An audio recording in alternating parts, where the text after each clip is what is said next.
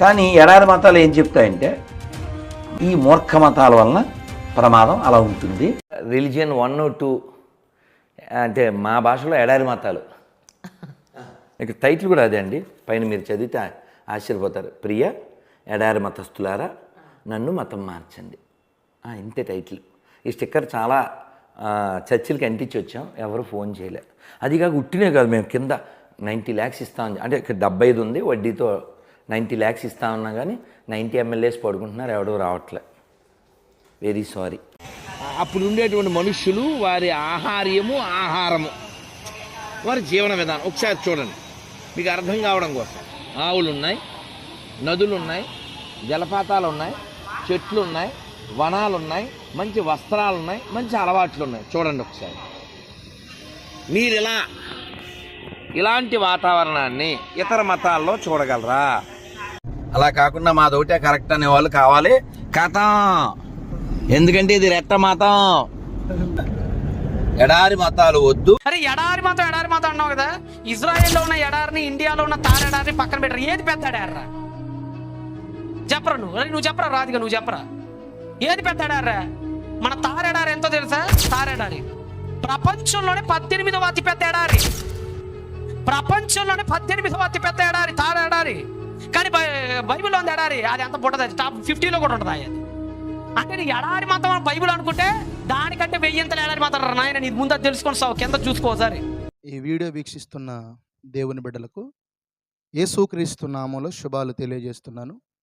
ప్రియులారా, ఒక విషయాన్ని మీతో పంచుకోవాలని, ఎందుకంటే గత కొద్ది సంవత్సరాలుగా క్రైస్తవ్యంపై హైందవ మత పెద్దలు, గురువులు శ్రీ రాధా మనోహర్ దాస్ గారు చేస్తున్న వ్యాఖ్యానాలే కానీ, ఆయన క్రైస్తవ మతం ఎడారి మతం అంటూ, క్రైస్తవ్యం ఎడారి దేశం నుండి వచ్చిందంటూ బురద చల్లుతూ, క్రైస్తవ్యాన్ని హీనంగా మాట్లాడుతూ, చిన్న చూపు చూస్తూ, చిన్నతనంగా చేసి మాట్లాడుతూ, వ్యంగ్యంగా మాట్లాడుతూ, చాలా అసహ్యంగా మాట్లాడుతూ క్రైస్తవ్యాన్ని దిగజారుస్తూ ఉన్నాడు. కాబట్టి ఈ వీడియో ద్వారా నేను మీతో తెలియజేయాల్సిన విషయం ఏంటంటే, ఏదో ఆయన గారిని విమర్శించాలి, ఆయన గారిపై బురద చల్లాలి, ఆయన గారిని ఏదో డిమోట్ చేసి మాట్లాడి అలాంటి అవకాశం, అలాంటి ఉద్దేశము నాకు లేదు. కానీ ఈ వీడియో ద్వారా మీ ముందుకు రావడానికి కొన్ని కారణాలు ఉన్నాయి ప్రియులారా. ఒక విషయాన్ని మనం ఏం గమనించాలంటే, అసలు క్రైస్తవ్యం అనేది ఎడారి దేశం నుండి వచ్చిందా? క్రైస్తవ్యము ఎడారి మతమా? ఎందుకనంటే మనం మనిషి మాటలకు మనం ఈజీగా బైండ్ ఓవర్ అయిపోతాం. కాబట్టి మనకు మనిషి మాట కాదు ప్రాముఖ్యం, మనకు దేవుని వాక్యం ఏం చెప్తుందో, బైబిల్ ఏం చెప్తుంది, బైబిలే మనకు ప్రామాణికం, బైబిలే మనకు కొలమానం. కాబట్టి మనిషి మాటలను బట్టి మన విశ్వాసము దిగజారిపోకూడదని. ఎందుకనంటే క్రైస్తవ్యంపై మొదటి శతాబ్దము నుండి ఇప్పటి వరకు స్టిల్ అనేక మంది కూడా బురద జల్లుతూ వస్తున్నారు. కానీ క్రైస్తవ్యము, అదేవిధంగా క్రీస్తు మార్గముగా పిలువబడుతున్న క్రైస్తవ్యము, ఈ బైబిల్, ఈ వేద గ్రంథం ఎంత గొప్పదో ఒకసారి మనం జాగ్రత్తగా ఆలోచన చేస్తే, ఇప్పటి వరకు కొన్ని మీరు వీడియోస్ చూసుకుంటూ వచ్చారు. అందులో రాధా మనోహర్ దాస్ గారు వ్యాఖ్యానాలు మీరు వింటూ ఉన్నారు, ఆయన విమర్శలు మీరు చూస్తున్నారు. ఎడారి మతమని, ఎడారి దేశస్థులని, ఎడారి క్రైస్తవ మతమని, ఎడారి దేశం నుండి వచ్చిందని, సంస్కృతి లేదని, ఒక సాంప్రదాయం లేదని, ఒక పద్ధతి లేదని మాట్లాడుతూ వస్తూ ఉన్నాడు. అయితే కొంతమంది క్రైస్తవ సహోదరులు కూడా మన క్రైస్తవ్యం ఎడారి మతం కాదు అని చెప్పకుండా, వారి యొక్క విశ్వాసాన్ని, వారి యొక్క మతాన్ని, మీది కూడా ఎడారి మతమే కదా అని వారిని కూడా విమర్శిస్తున్నారు. అయితే నా ఉద్దేశము ఒకటే, క్రైస్తవ ప్రపంచం ఈ వీడియో ద్వారా మేల్కొనాలి, ఈ వీడియో ద్వారా ఒక కనువిప్పు కలిగించాలి. క్రైస్తవ్యం అనేది ఎడారి మతం కాదు, క్రైస్తవ్యం అనేది ఎడారి దేశం నుండి వచ్చింది కాదు. ఒక్కసారి కొద్ది నిమిషాలు జాగ్రత్తగా నా మాటలో మీరు జాగ్రత్తగా విన్నట్లయితే ఈరోజు మన విశ్వాసం ఇంకాస్త పెరుగుతుంటుంది. ఎందుకంటే దేవుడు ఎక్కడి నుండి ఈ క్రైస్తవ్యాన్ని తీసుకొని వచ్చాడు, అసలు ఆ దేశం ఎలా ఉంది, ఆ ప్రాంతం ఎలా ఉంది, అక్కడ ఎలాంటి స్థితిగతులు ఉన్నాయి ఒకసారి మనం ఆలోచన చేస్తే, ప్రియులారా, ఆదిలో దేవుడు ఆదాము హవ్వలను నిర్మించి మనందరికీ తెలిసినట్లు ఒక ఏదేను తోటను వేసి, ఆ ఏదేనులో ఆదాము గారి నుంచి ఆ ఏదేను గుండా ఒక 4 నదులు బయలు వెళ్ళినట్లు దేవుడు అక్కడ నిర్మించడం జరుగుతుంది. ఆ విషయాన్ని ఆదికాండము 2వ అధ్యాయము 7 నుంచి మనం 15 వచనాల సందర్భంలో చూస్తే, ఒక గొప్ప 4 నదులు దేవుడు ఆ ఏదేను నుండి బయటికి వెళ్ళినట్లు మనం చూడగలం. ఒకటి పీహోను నది, రెండవది గీహోను నది, మూడవది హిద్దికేలు నది, నాలుగవది యూఫ్రటీస్ నది. ఈ యూఫ్రటీస్ నదినే ఫరాతు నది అంటారు. అంటే దేవుడు మొట్టమొదటిగా మానవుడిని నిర్మించి ఎక్కడుంచాడు, ఎటువంటి స్థలంలో ఉంచాడు, ఎటువంటి ప్రాంతంలో ఉంచాడు, ఈడెన్ గార్డెన్, ఆ గార్డెన్లో మంచి వృక్షాలు, మంచి ఫలాలు, ఇటువంటి ప్రాంతములో దేవుడు మానవుణ్ణి ఉంచి, ఆ మానవునికి అవసరమైన నీరు ఒక నది ఆ యొక్క తోటలోకి వచ్చేటట్లు ప్రవహింపజేసి, ఆ నది 4 శాఖలుగా 4 రివర్ హెడ్స్గా బయటికి వెళ్ళినట్లు మనం చూడగలం. అంటే మొట్టమొదటి మానవుని యొక్క ప్రారంభం ఎక్కడ కనపడుతుంది చెప్పండి?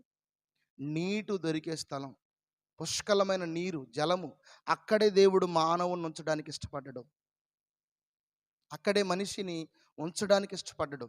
ఆ నీటితో ఏదేను యొక్క వనాన్నంతా సేద్యం చేయాలని దేవుడు ఆ మొదటి మానవులకు ఆజ్ఞాపించినట్లు పరిశుద్ధ గ్రంథంలో చూడగలం. ఎందుకు ఈ విషయాన్ని మీకు చెబుతున్నానంటే, ఆ తర్వాత మనకు మూల పితరుడు, విశ్వాసులకు తండ్రి అయిన అబ్రహాం గారిని దేవుడు ఎక్కడి నుంచి పిలిచాడనంటే, ఒకసారి మనం పరిశుద్ధ గ్రంథాన్ని చివరికి వచ్చినట్లయితే, ఆ పరిశుద్ధ గ్రంథములో మొదటి మ్యాపు ఆది కాండంతో సంబంధం కలిగిన ఉన్న ప్రదేశాలు, లేదా అబ్రహాము గారు ప్రయాణించిన ప్రదేశాలు ఉంటుంది. అబ్రహాము గారి యొక్క ఊరు మనకు తెలుసు, ఆ ఊరి పేరే ఊరు. అక్కడ నుంచి దేవుడు ఎక్కడికి తీసుకొని వచ్చినట్టు ఉంటుందంటే కనాను. చూడండి, ఈ ఊరు అనేది రైట్ సైడ్ బాటములో ఉంటుంది. అదేవిధంగా కనాన్ అనేది లెఫ్ట్ సైడ్ కాస్త పైకి మనకు కనబడుతుంటుంది. ఐగుప్తు, హెబ్రోను, యెరూషలేము, కనాను, ఇక్కడ ఈ ప్రాంతం కనపడుతుంటుంది. ఈ విషయాన్ని మీకు ఎందుకు జ్ఞాపకం చేస్తున్నానంటే, దేవుడు అబ్రహాముని ఈ ఊరు అనే ప్రాంతం నుండి కనాను అనే ప్రాంతానికి దేవుడు నడిపించాడు. ఒక విషయాన్ని మీకు జాగ్రత్తగా జ్ఞాపకం చేస్తాను. ప్రపంచంలోనే మొట్టమొదటి యొక్క నాగరికత మెసపటోమియా నాగరికత, మెసపటోమియన్ సివిలైజేషన్. ఆ తర్వాత హరప్పా నాగరికత, ఆ తర్వాత మన భారతదేశము ఒక గొప్ప నాగరికత ఇండస్ సివిలైజేషన్ అంటారు, సింధు నాగరికత. ప్రియులారా, ఒకసారి ఈ యొక్క మెసపటోమియా నాగరికత ఎక్కడ విలసిల్లిందనంటే, ఒకసారి పరిశుద్ధ గ్రంథాన్ని మీరు చూడండి. యూఫ్రటీస్ అనే ఒక నది, తర్వాత హిద్దికేలు, టైగ్రీస్ అనే నది, ఈ 2 నదుల యొక్క భూభాగమే మెసపటోమియా అని రాయబడి ఉంటుంది. ఇక్కడ హరారాతు అని, నినివే అని, అషూర్ అని, హారాన్ అని, ఈ ప్రాంతాలన్నీ కూడా ఎక్కడ ఉన్నాయనంటే మెసపటోమియా, అంటే 2 నదుల మధ్య గల భూభాగం. 2 నదుల మధ్య గల భూభాగం. ఎంత సారవంతమైన నేల ఇక్కడ. ఈ ప్రాంతము నుండి దేవుడు అబ్రహాముని ఎక్కడికి తీసుకొని వచ్చాడు? కనాను అనే ప్రాంతానికి తీసుకొని రావడం జరుగుతుంది. ప్రియులారా, ఎందుకు ఈ విషయాన్ని మీకు జ్ఞాపకం చేస్తున్నానంటే, కనానుకు తీసుకొని వచ్చిన తర్వాత దేవుడు ఈ కనాను గురించి ఏం చెప్తున్నాడు? ఈ కనాను గురించి ఏం చెప్తున్నాడు? మనందరికీ తెలిసిన విషయమే. ఇది పాలు తేనెలు ప్రవహించు దేశం. ఒక్కసారి మీరు జ్ఞాపకం చేస్తాను, ఈ ఏదేను ఎలా ఉంటుందో తెలుసండి? ఈ ఏదేను నుండి బయలుదేరిన ఈ నదులు ఎట్లా నదులంటే, ఎంత గొప్ప నదులంటే, పరిశుద్ధ గ్రంథాన్ని మనం జ్ఞాపకం చేసుకుంటే అక్కడ బంగారము, ఆ నదుల చుట్టూ గోమేధికము, ఆ నదులు ప్రవహించు దేశములో బోలము, ఆ నదులు ప్రవహించే దేశంలో బంగారం దొరికిద్దని బైబిల్ మనకు స్పష్టంగా సెలవిస్తుంది.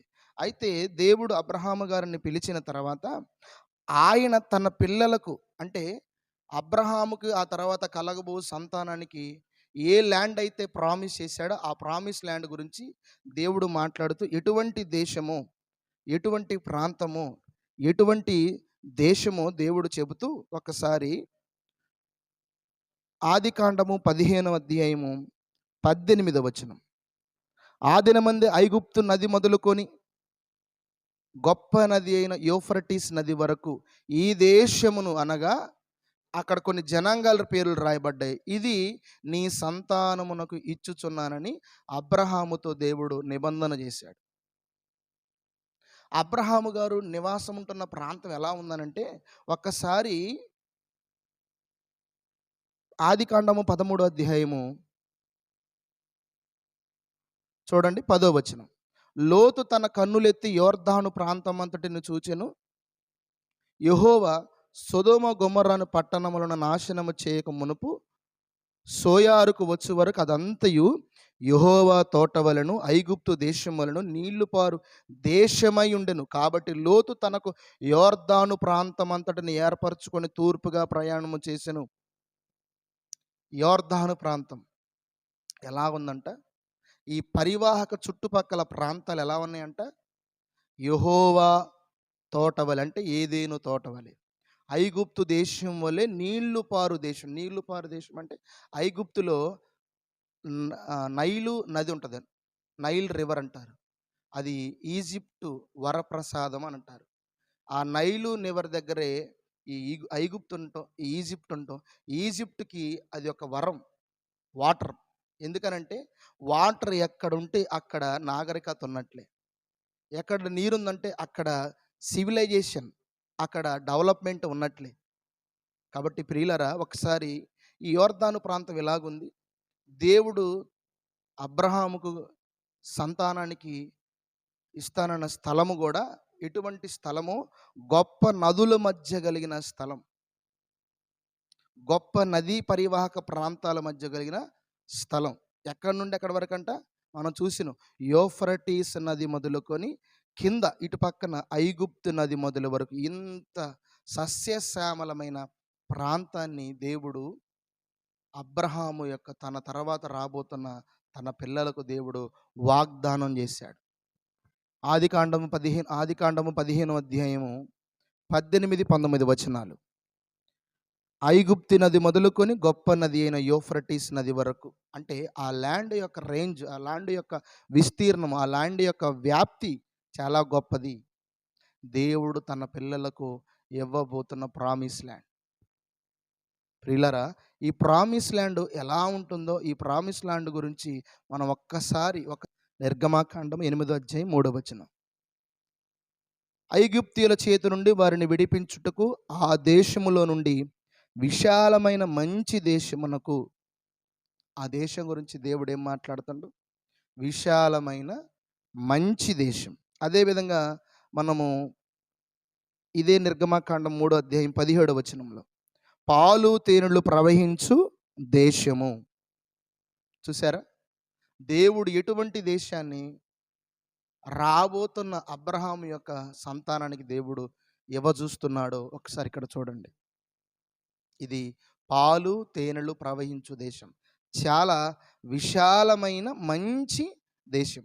మరి ఒక మాట, ఇదే నిర్గమాకాండము 13వ అధ్యాయము 5వ వచనం చూడండి.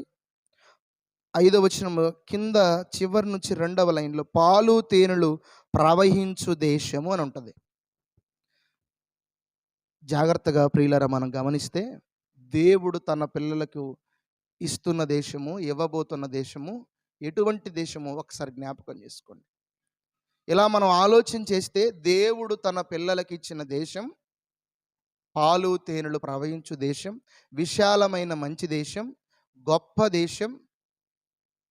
ప్రియులరా, ఒకసారి ఈ దేశము గురించి సంఖ్యాకాండము 13వ అధ్యాయంలో మనం జ్ఞాపకం చేసుకున్న ఒక సందర్భాన్ని చూద్దాం. వీళ్ళందరూ కూడా,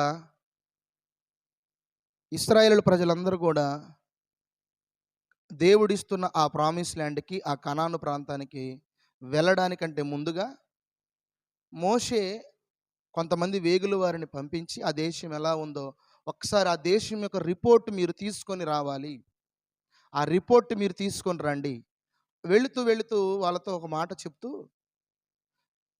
ఆ దేశాన్ని వేగు చూడడానికి వెళుతున్న వారితో మోషే ఒక మాట చెప్తూ మీరు రిపోర్ట్ తీసుకొని రండి అంటూ మాట్లాడిన మాటలో చూడండి 17వ వచనము, సంఖ్యాకాండము 13వ అధ్యాయం 17వ వచనం.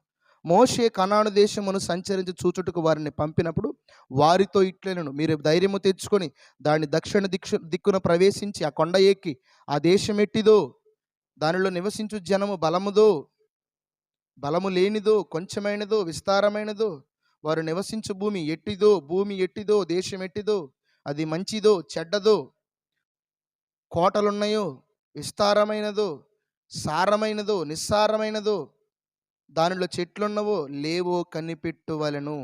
మరియు మీరు ఆ దేశపు పండ్లలో కొన్ని తీసుకొని రండని చెప్పాను. అది ద్రాక్షాల ప్రథమ పక్వకాలము. ప్రియులారా, ఆ దేశంని మీరు వేగు చూసి మీరు ఒక రిపోర్ట్ తీసుకొని రండి.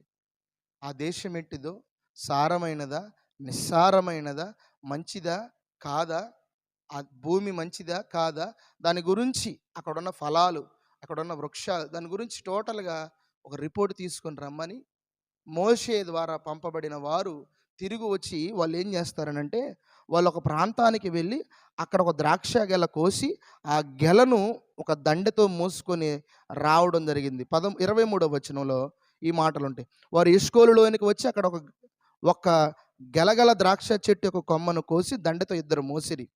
ఆ స్థలమునకు 24వ వచనంలో ఎష్కోలు లోయ అని పేరు పెట్టబడిన. చూసారా, ఆ ప్రాంతములో ఒక ద్రాక్ష గెలను కోసి ఇద్దరు మోసుకొని రావాల్సిన స్థితి. పండ్లు, ఫలాలు, వృక్షాలు, ఎంత గొప్ప దేశం అండి. దేవుడు తన పిల్లలకు ఇవ్వబోతున్న దేశం. వాళ్ళు ఇస్తున్న రిపోర్ట్ ఏంటి తెలుసా? ఫైనల్గా 27వ వచనంలో చూడండి, వారు అతనికి తెలియపరచినదేమనగా, నీవు మమ్మును పంపిన దేశమునకు వెళ్ళితిమి, అది పాలు తేనెలు ప్రవహించు దేశమే, దాని పండ్లు ఇవి. చూసారా, దాని పండ్లు ఇవి. ఎంతో సారవంతమైనది, ఎంతో మంచి దేశము, ఎంతో విశాలమైన దేశము. అక్కడ చాలా రకరకాల ఫ్రూట్స్ ఉన్నాయి. దానికి ఇస్తున్న సర్టిఫికెట్ ఏంటో తెలుసా? అది గుడ్, మంచి దేశం.